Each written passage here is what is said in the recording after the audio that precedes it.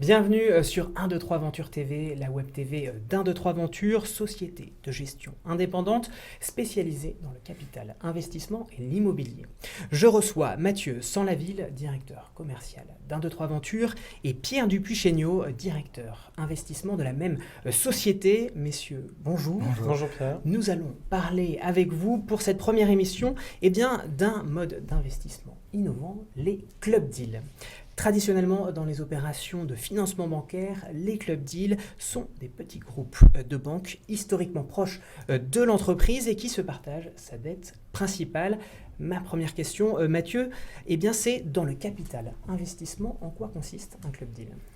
Alors déjà, pour une opération de capital investissement, le travail, c'est d'identifier un chef d'entreprise qui a un projet de développement sur une société, d'identifier que ce projet peut apporter de la création de valeur pour les investisseurs, et donc à travers le club deal, de faire participer des clients particuliers, soit personnes physiques ou personnes morales, autour de table, donc c'est-à-dire en investissant au capital de ces sociétés. Alors, il y a plusieurs investisseurs qui vont financer une même société, c'est bien cela Mathieu ? C'est ça en fait, sur un club deal, d'où l'appellation, c'est d'essayer que 10, 15 ou 20 investisseurs prennent une participation au capital de façon commune, investissent on va dire 2, 3, 4 ou 5 millions d'euros par exemple de façon conjointe, pour réaliser cette opération justement d'investissement et pour accompagner le chef d'entreprise dans son développement. Alors, quand je vous entends, ça me fait penser à un autre mode de financement participatif, cette fois-ci plus démocratique, c'est le crowdfunding. Est-ce qu'on pourrait dire que le club deal, c'est du crowdfunding de luxe ? Écoutez, comme je suis normand, j'aurais envie de dire oui, mais à la fois non. C'est-à-dire que sur la partie crowdfunding, on retrouve ce financement par la foule, c'est-à-dire rechercher des clients et des investisseurs pour financer un projet. Donc là, dans ce sens, effectivement, le mode de club deal est d'agglomérer plusieurs clients particuliers ou personnes morales pour financer une opération.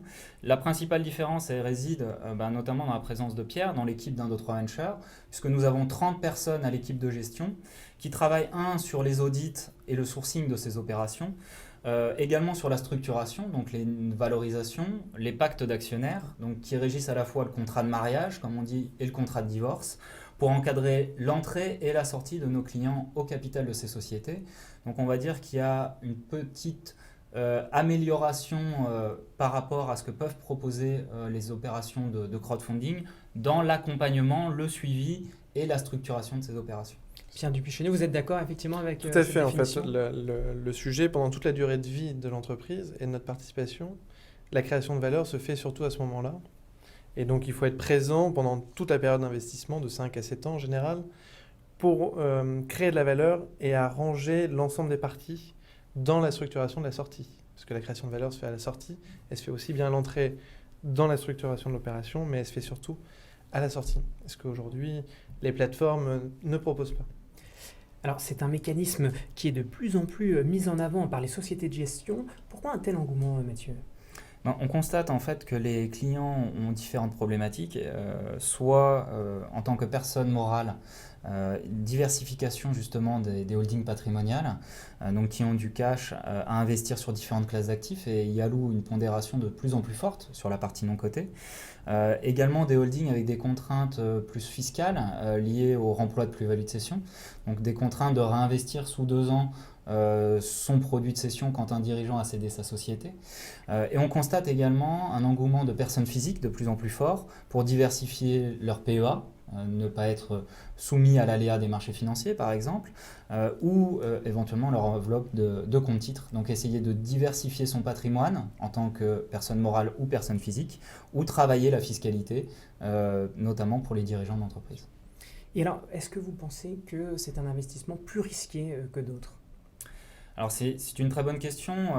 Quand on met en parallèle, et notre association de professionnels nous sort des chiffres qui sont assez parlants, c'est que depuis 10 ans, source AFIC, la surperformance du non-coté est assez flagrante. C'est-à-dire qu'on dépasse les 11% de TRI annuel sur l'investissement non coté, dans la globalité de la classe d'actifs, quand la classe d'actifs immobilières dégage aux alentours de 6% de rentabilité sur la même période, et les marchés actions timidement 4%.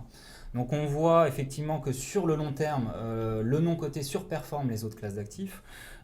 Et à plus moyen terme, ce qu'on constate, c'est que depuis 5 ans, beaucoup de clients qui ont investi sur les marchés actions ont été déçus et ont repris une porte de saloon, c'est-à-dire que la volatilité des marchés a fait des fois des pertes relativement importantes sur les capitaux investis et les clients recherchent à diversifier les classes d'actifs et à aller rechercher du rendement. Donc la valeur refuge du non-coté peut être quelque chose de recherché. Est-ce que vous pensez néanmoins que les club deals et plus largement le capital investissement est réservé à une élite d'investisseurs, des investisseurs expérimentés ?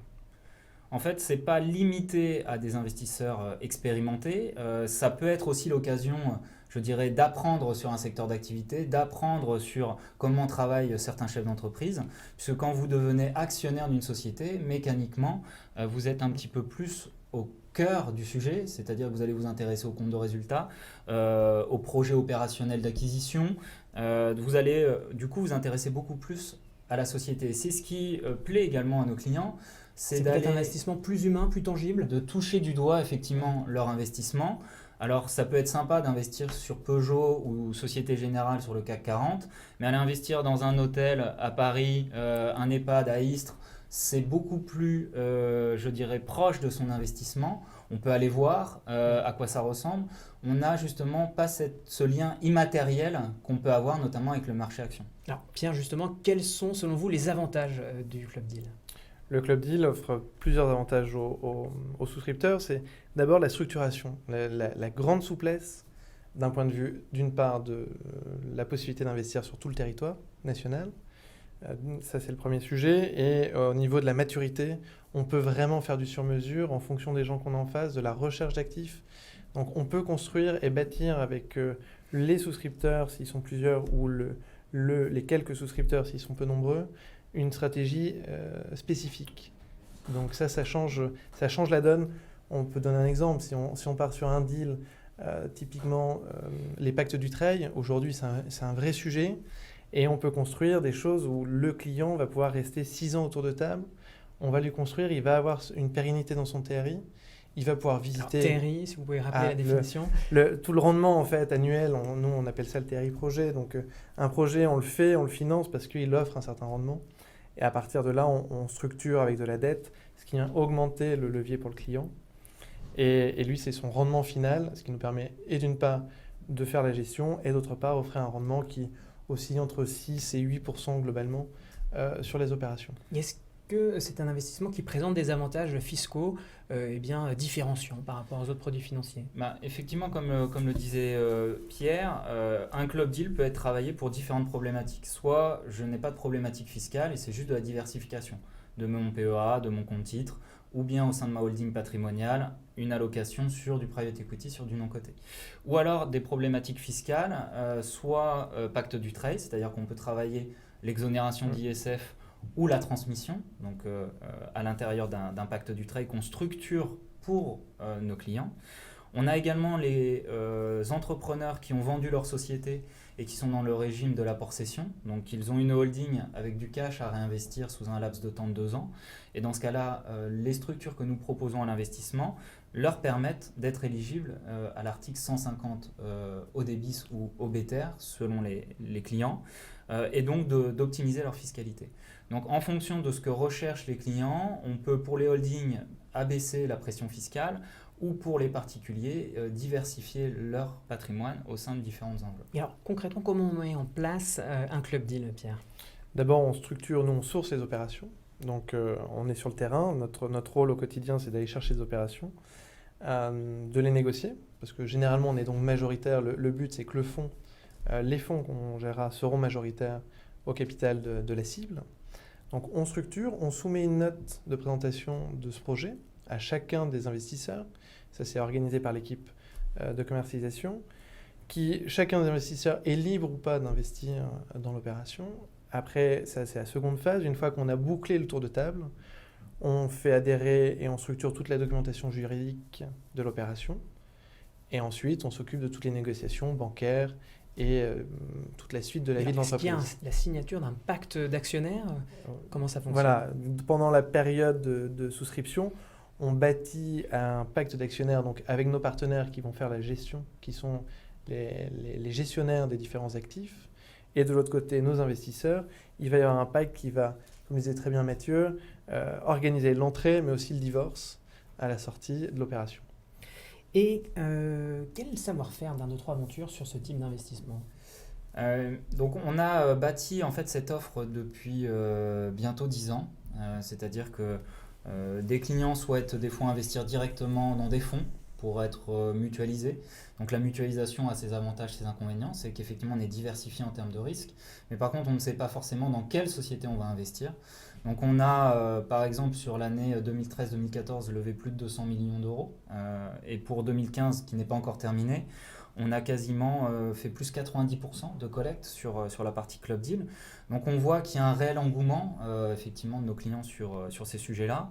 En termes d'accompagnement d'entreprises, nous avons déjà financé plus de 300 entreprises et donc plus de 300 entrepreneurs.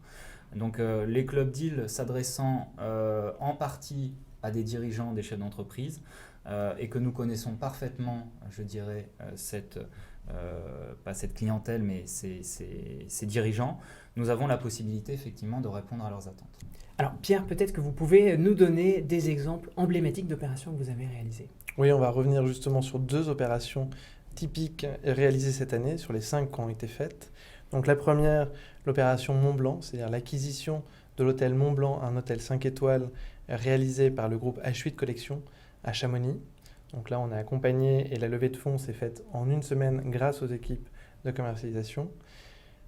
La deuxième, une opération à Istres, une opération d'acquisition d'un EHPAD, mur et fond, 84 lits, construit en 2009, donc un établissement parfait, où là, on a accompagné donc un de nos partenaires locaux. Et aujourd'hui, ces différentes opérations et cette structuration atypique par rapport à certains de nos confrères nous permet de nous positionner comme un leader majeur, un acteur majeur du secteur, où aujourd'hui nous sommes présents dans 24 EHPAD. Pour la plupart, on est majoritaire des opérations, c'est-à-dire qu'on détient entre 90 et 100% du capital. Et par ailleurs, dans le secteur des hôtels, aujourd'hui on a un portefeuille supérieur à 60 participations dans des hôtels, où la même chose, nous sommes pour la plupart majoritaires. Alors, ce sont des opérations qui réunissent en général, en moyenne, combien d'investisseurs ?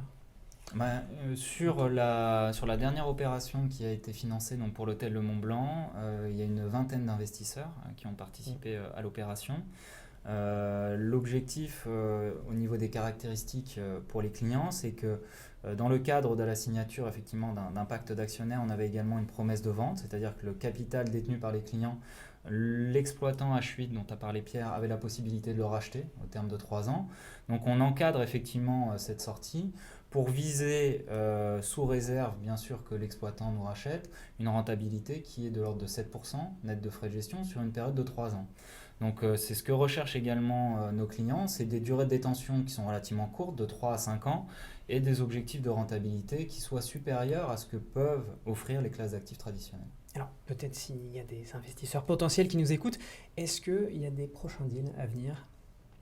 En cours, il y a des sujets dans des hôtels parisiens, des hôtels en province et potentiellement des EHPAD en province aussi. Très bien. Eh bien, écoutez, merci beaucoup messieurs. Merci Pierre.